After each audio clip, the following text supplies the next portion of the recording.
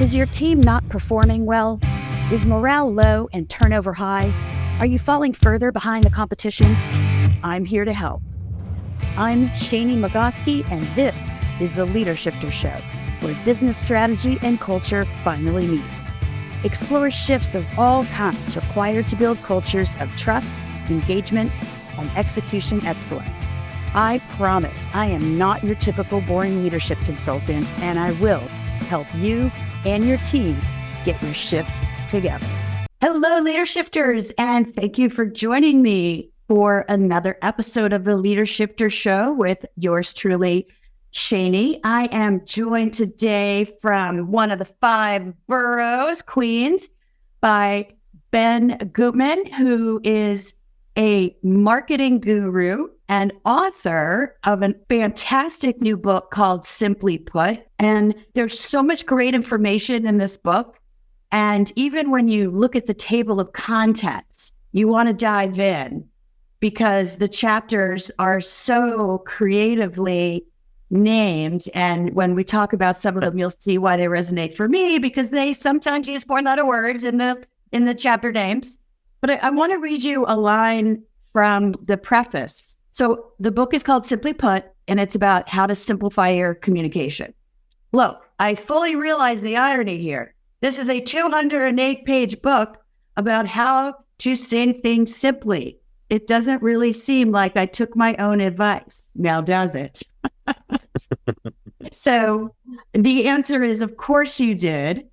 And part of communicating simply is to know what not to do and to understand some good examples of what communicating effectively looks like. And of course, I know that's in the book as well. So Ben, without further ado, welcome to the show. Thanks for having me, Shani. It's great to be here. Yeah. So you have had a lengthy career in marketing. So why don't we start there? Because that's a really great way to credentialize you as the expert that you are for the content in your book. Oh, yeah. So I ran a marketing agency for 10 years, and I did it pretty much right out of college. I was the big kind of student government dork. When I was there, I was the president of the undergraduate student government. And I was so like heads down doing that I didn't really do the internships and all those other things. But thankfully, I had a professor who ran a marketing agency also up in Westchester, so just out of the city. He came up to me one day after class and he said, I know you kind of want to start your own thing. We need some help with digital. Maybe we can figure something out. And this is the beginning of like the social media and mobile kind of era of digital marketing. Mm-hmm. So me and a couple of buddies, we piled into my 94 Honda Accord. We drove out of the city up to Westchester, and we set up shop in their basement. We slapped our logo on the wall, and we began kind of cutting our teeth with the local ice cream shop, with local camera shop. And then bit by bit, we start to figure out what the hell we're doing, right? And so we work with slightly bigger clients, and then we eventually get an office in Queens where I still live. We hire employees, we get a bigger office, we get bigger clients, we hire more employees. And 10 years later, we're working with the NFL and I Love New York and Comcast and the Nature Conservancy and all these really wonderful, awesome clients, and had a ton of fun doing it. But then we decided to sell the business. So we ran it for 10 years. And the short version of it is basically saying, woke up one day saying, well, do we want to do this for the next 10 years? There's no gun to our head. All business was great. The team was awesome, especially when you're in the first, kind of third of your career or quarter of your career, whatever you want to call it. It's interesting to be able to explore other ideas. And so that was about a year. That was a couple of years ago. And since then, I've been working on some consulting projects. I've been writing this book. I teach at Baruch College here in New York as well. And it's been, you can take kind of like the man out of the marketing agency, but it's hard to take the marketing out of the guy, right? And so this question about why do people hire a marketing agency, which is you have something that you want to tell the world, right? If it's a new product, if it's an idea, if it's a service, well, what makes for a successful project? For a successful project is that you can communicate that in a way which it moves the needle. And so, well, what's the question behind that? It is, well, why do some messages work when others don't? And so even though I wasn't in the trenches kind of doing that work anymore, that was the question that still kind of like rattled around my brain and what I hope to answer in this book form. Yeah.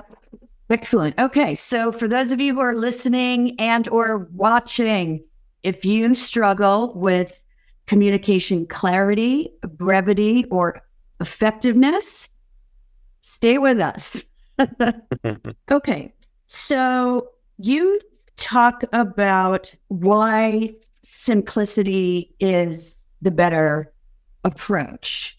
And we were talking pre-show. One of the things I find is not just leaders, people of all walks of life don't want to be brief. They want to show all the knowledge that they have or showcase all the knowledge that they have and impress you with their anecdotes and then they lose their audience. So how do you convince people that brevity is even the right approach?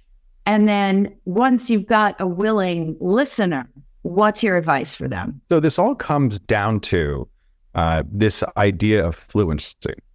And we know the word fluency, right? You know, you can be fluent in English or Spanish or Mandarin, fluent in wine or cheese or whatever that you're interested in, whatever that's easy, you're fluent in, right? And so that's actually what the Latin root of the word means, is flowing, right?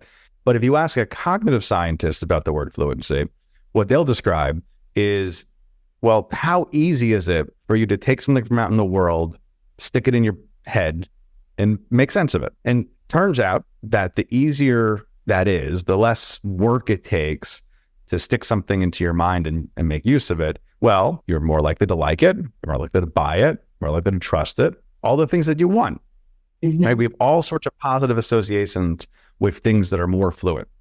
And it's across a whole wide variety of different attributes.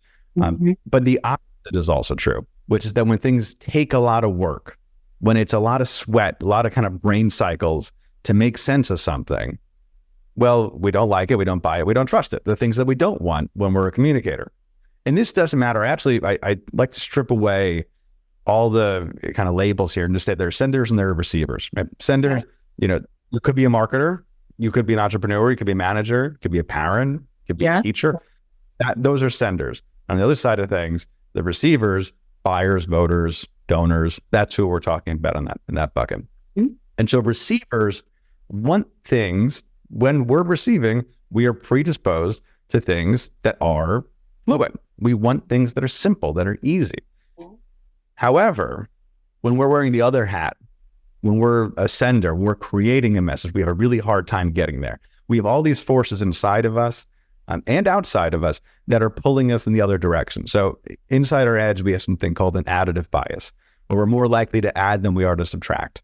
Right? We're more likely to put new pages in and new paragraphs or new items. And then on the outside, we're also being pushed in that direction because, well, all the incentive structures of our, resumes and LinkedIn posts and PR machinery, it's all about more, right? And then kind of between the two of them is the real big problem here, which is we use complication often as a way to kind of like hide. If we're in a meeting, if we're sending an email, we're not really sure about like the thing we're asking about or the thing we're telling somebody about. Well, we just throw out a wall of words and hope that we can hide behind it. And, we can filibuster our way sometimes out of that meeting or that interview or that whatever it is. Right. Yeah. Lots of obstacles. And, and also it's harder to be brief. I don't know if you've ever read the book Bird by Bird. It's, I can't remember the author right now, but it's a book about how to write books. And one of her chapters is the shitty first draft. And she's like, just write everything. It doesn't have to be good. Don't edit as you go. Don't wordsmith as you go. Like, just get it all out there. Everybody's first draft is shitty. And if your first draft isn't shitty, you're not doing it right. And, so there's that sticks in my mind. And then just how hard it is to put messaging down through the funnel like that. So what's your advice there? There's a quote that's often misattributed to Mark Twain, which is I wrote you a long letter because I didn't have time to write you a short one. Yes. Right. Yes. Yeah. And, just like he didn't say, if you don't know where the quote's from, it's Mark Twain, Abraham Lincoln, Winston Churchill, Albert Einstein. It's just pick one of those and you assign it to him.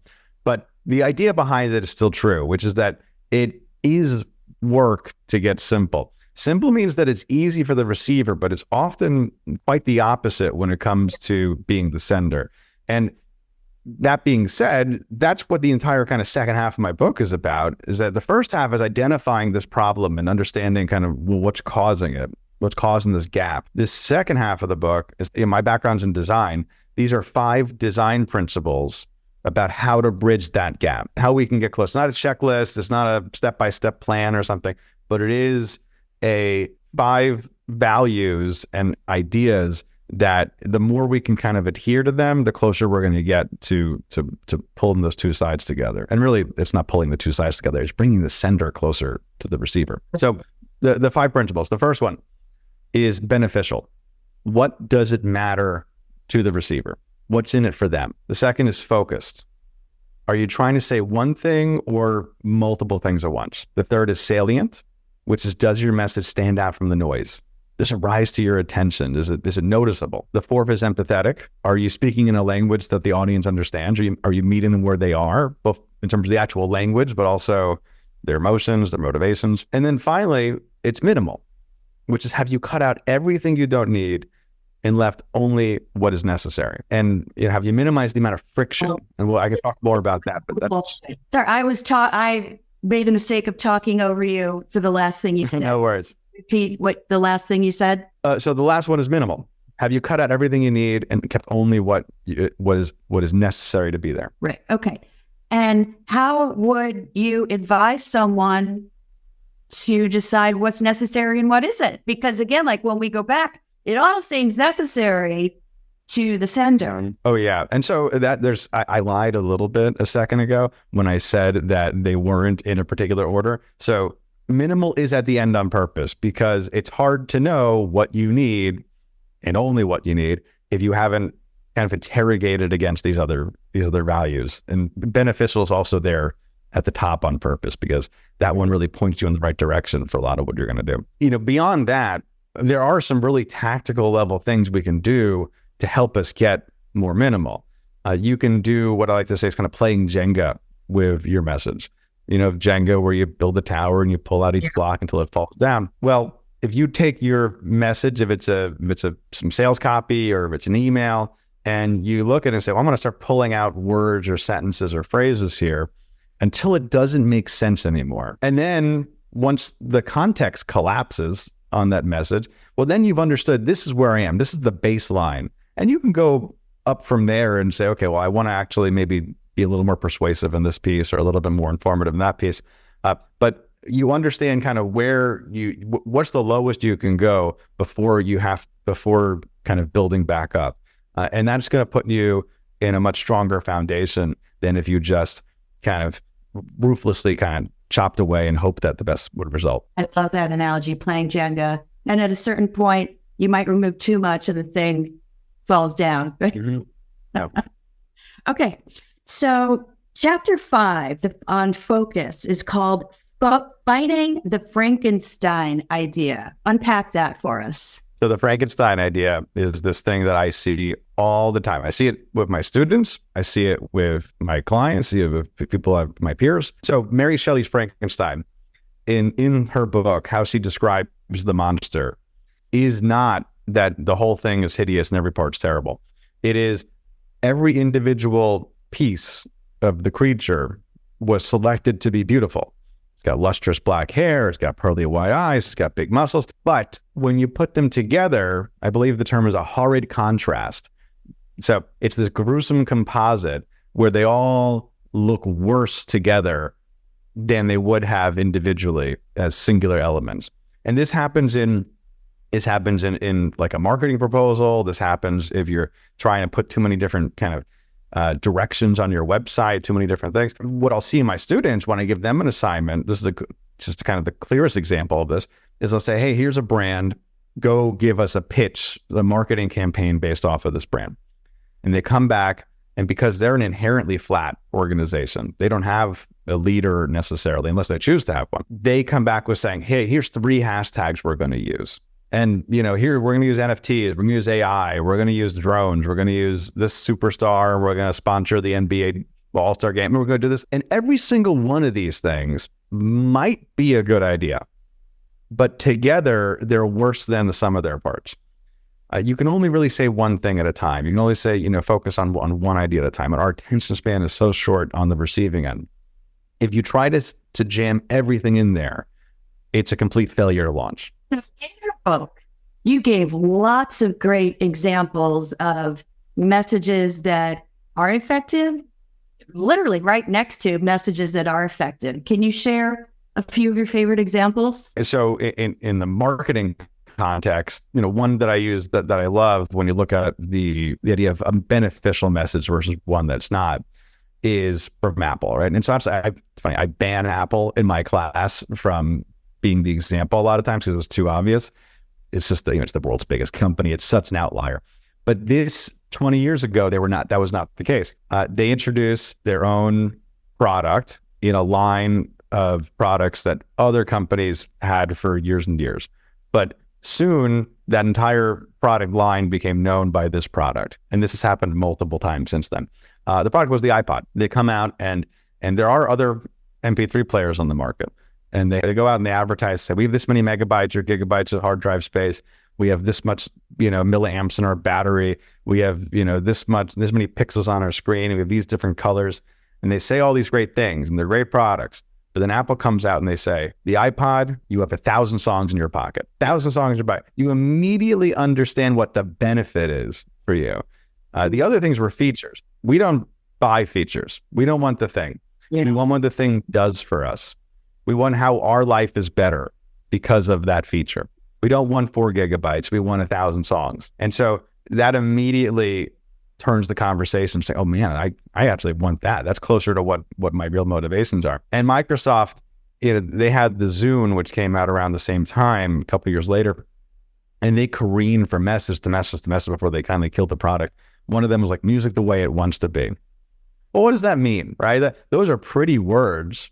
They look really nice when you put them in like big 72-point font on your homepage, but they're really meaningless ultimately.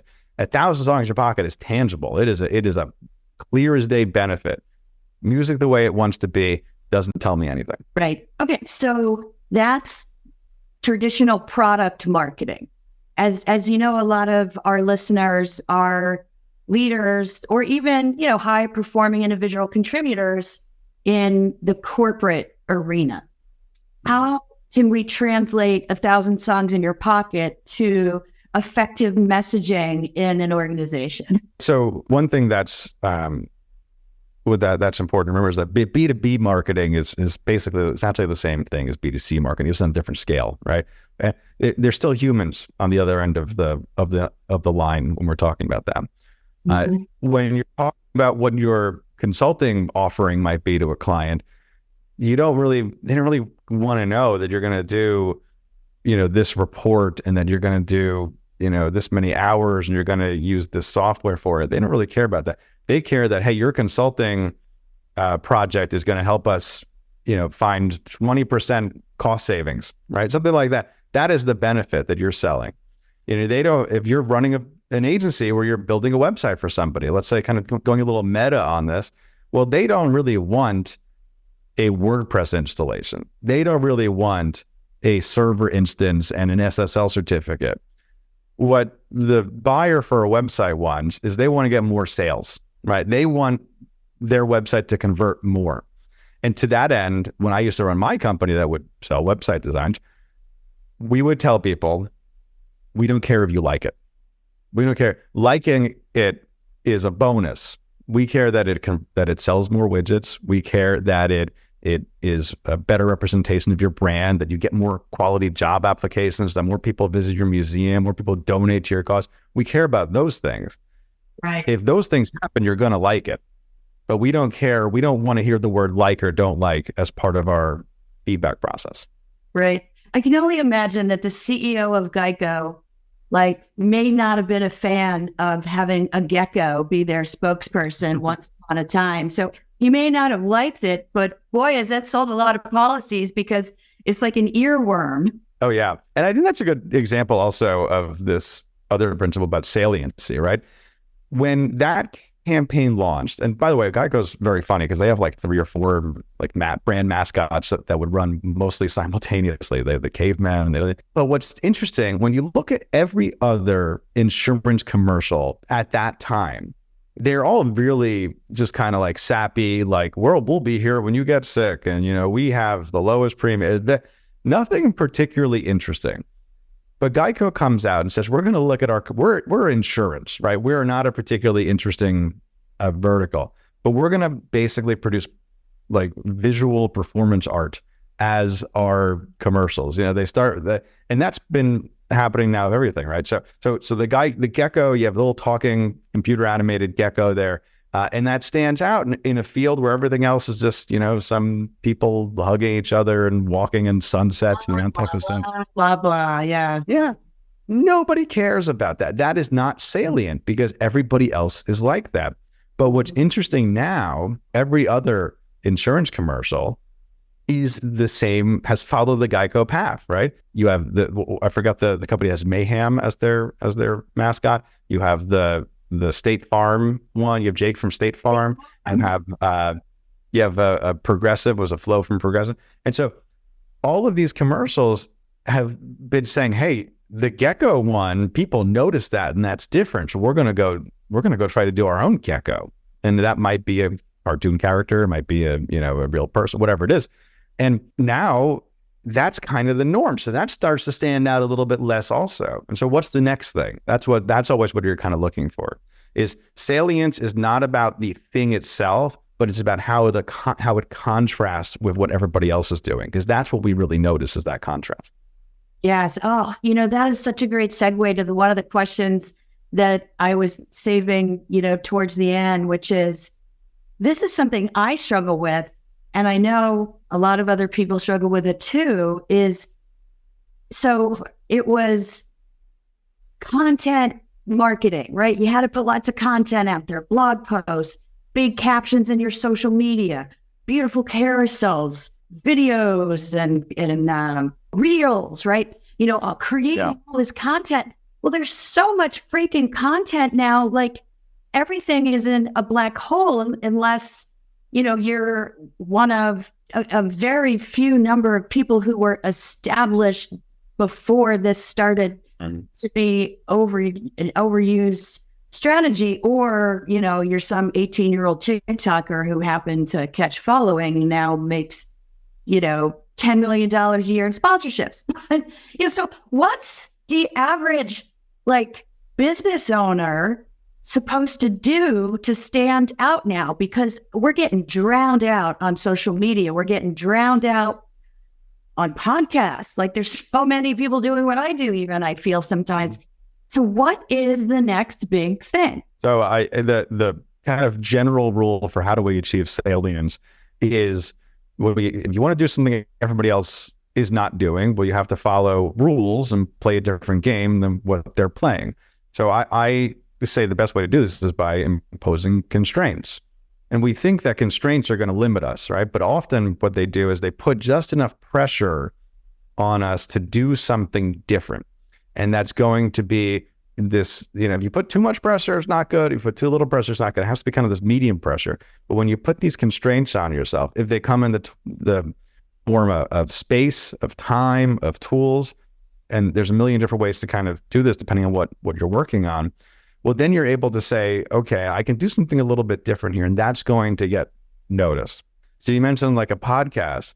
Well, everybody and their mother has a podcast in some ways. However, what if you had a podcast that was instead of it being a 30-minute or 45 or 60-minute interview podcast, what if it was a 4-hour interview podcast, right? And you went crazy and you said it's super long, we're going to go really in depth and stuff. That's what somebody like Joe Rogan does. Not saying that by doing it, become Joe Rogan. Or what if you said, we're going to do a daily 2-minute podcast, right? It's like we're going to produce that every single day, and it's a small bit, and that's going to be different. And so by playing with what that kind of cadence is, by what, by just kind of the time, you start to produce things that do stand out a little bit. You can look at the tools, all right? So maybe everybody's doing a podcast, and that's great. And I'm a big fan of podcasts, by the way. Obviously, we're talking on one, right? So, but what if everybody else is doing email and they're doing podcasts and they're doing LinkedIn posts? Well, what if you started sending physical letters out, right? And like that was the thing you did that was different, because you're doing it. You're saying, I can't use any screens for what I'm doing. It only has to be print. And none of these things are guaranteed to work, but by experimenting with these different tools or ideas, well, all of a sudden you start to, be in this uncharted territory, and that's where you're going to find something that makes you stand out. Right. Okay. Yeah, I appreciate that. I'm going to give that some thought myself. So I'm curious, do you have anyone in the marketing field that you look up to as, maybe not necessarily a direct mentor, because you may not know them, but someone you look to for inspiration or feel like you were influenced by? I have a lot of kind of direct mentors that I've there's the professor I mentioned before. There's other agency owners that I've worked with over the years that I could, I wouldn't be in my position if I didn't know them. And so I'm grateful to all of them. Beyond that, I would say, and I was just talking to my students about this last 2 nights ago when I had my final class of them of the semester, as I said, if you can go find somebody who is, maybe they wrote a book that was 20 years old or 50 years old, and if it's still relevant today, even if the examples start to feel a little silly, well, that's something that's probably going to still be relevant in another 20 years or 50 years, right?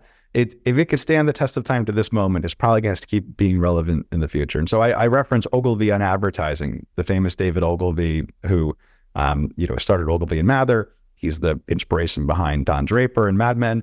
That book's great. That is the, oh yeah. It's a great show, right? But also that book is I think it's like 1964 or 1963. It is the best book on advertising that you're going to find. There's going to be things about magazine advertising that's not super relevant today. And there's going to be things about Instagram advertising that you're not going to find in there. But the idea of how do you write a compelling ad is going to be found in there, because human technologies have changed, but humans haven't really. Right. I love that. The one that's always stuck out for me is Seth Godin's Purple Cow, because I feel like his advice that you have to be remarkable, which means worth remarking about. Like, I think people don't actually break the word down into what it really means. And that, he was saying it, I think at that time, vis-a-vis email marketing, because he was like, you have to earn the right to be in people's inbox. But I think the channel doesn't matter. The message that you have to earn people's attention, regardless of the communication channel, is pretty timeless. And, even back to cave, maybe people didn't look at cave art unless it was resonant. Oh yeah. And the remarkable thing, that's salient, right? Like you notice what's different. The purple cow, you don't see a purple cow every day. You see the black and white ones all the time. But that's the one you're going to tell people about. Seth Godin's excellent. I've read a bunch of his books. I followed his blog for years. Definitely also an inspiration for getting in the field, 15 years ago, whatever it was. Also an example of interesting constraints. He has written that blog every single day for the better part of 2 decades at this point. And by forcing yourself to do something like that, well, you play a different ball game than everybody else. He's not producing 1,200 words in a once a week. He's putting out 200 words every single day. And it ends up being a different type of article. It ends up being, maybe your batting average isn't going to be as high on those, but you're going to find a few great gems. This is kind of separate from all of that stuff, but I believe, and I heard this somewhere else, so I can't take credit for it, that there's very few problems of quality that quantity doesn't solve. So if you feel like you're not a great writer, well, go write 100 blog posts and you're going to become a pretty good writer at that point. If you're not a great photographer, go take 10,000 photos and you're probably going to get to be pretty good at that.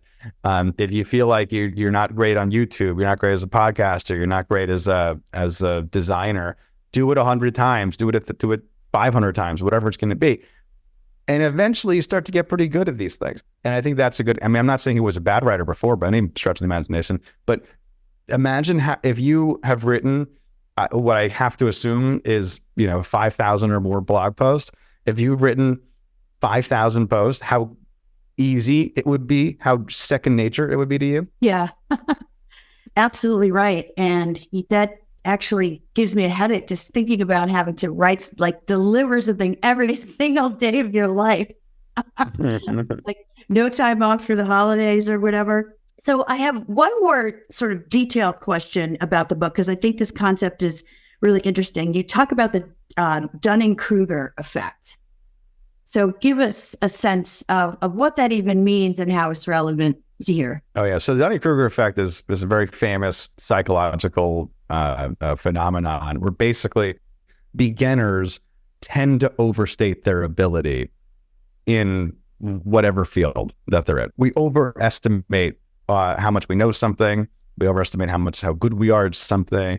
And because when we get just a little bit up that path of saying, wow, we really know everything, you can't see what you don't know. And so there's the famous graph that kind of goes up and then down and then back up again, where somebody who's total novice doesn't know anything. Somebody who has done something for a month, they're like, I'm the best. I'm the best, podcaster in the world, right? I've done it for 2 months and I'm the best at it, right? Just to pull that example again. And then you do it, as you're saying, doing it every day. You do it for 6 months and you're like, oh man, I see how much more there is to do and how much better I could be. And not until you've done it, then I guess for a long time, right? If it's a year or 2 years, you start to feel more confident. You say, okay, well, actually, I am a good writer. Actually, I am a good designer. I am a good programmer. And you still never really get to that level of confidence, but as you falsely had in the beginning, but you still have some later on. And so the Dunning-Kruger effect, I mention it a little bit in the beginning when I talk about how much we think we know that we don't know. And it's just part of the indictment of, I call it our stupid brains in our busy world, right? This is the need for simplicity, is that we think that we understand more things. We think that we remember more things than we really do. And if we're senders, be conscious of this limitation, because we care about lots of things, and our sports teams and our deadline coming up and our vacation next week. We don't care about your new shampoo. And if you assume that I have all this extra capacity to care, or I have all this extra time, I have all this extra energies to expend on it, well, you're going to just end up failing in whatever it is you're trying to market. Okay. So the book, where can we find it? So the book is simply put, why clear messages win and how to design them. If you go anywhere, you can search simply put Ben Guttman on Amazon or Barnes & Noble and you'll find it. Or check me out. Go to benguttman.com, Guttmann. You need both the T's and both the N's. But if you go there, you can download a free chapter. You can sign up for my newsletter. You can connect to me on LinkedIn. I'd love to chat if anybody has questions or wants to talk more about these ideas. Okay. And if they want to hire you to do consulting, which you do as well, what's the best way to contact you? Yeah, I appreciate that. I do consulting, I do speaking, I do training. If you are interested in talking about messaging, if you just talk about visual communication, if it's UI, UX, I'm happy to have a conversation and see how I can be of service. And again, you can go to benguttman.com and just the email is ben@benguttman.com. It's not too much of a secret. And you can reach out to me there. But again, Shani, thanks so much for having me on. I really appreciate it. It's been a total blast having this conversation.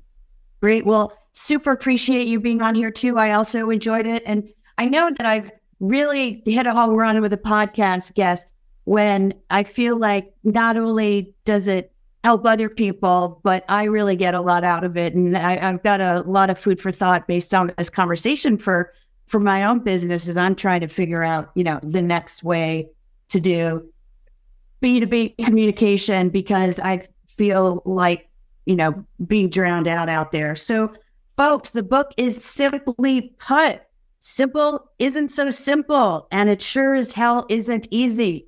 But if you want it to get easier for you, first step is going to be buying this book.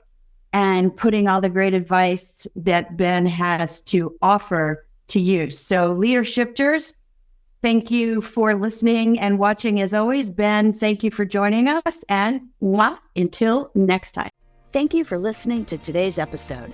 Go to theleadershiftproject.com to sign up for the Scoop newsletter and explore all the resources from this podcast in the show notes.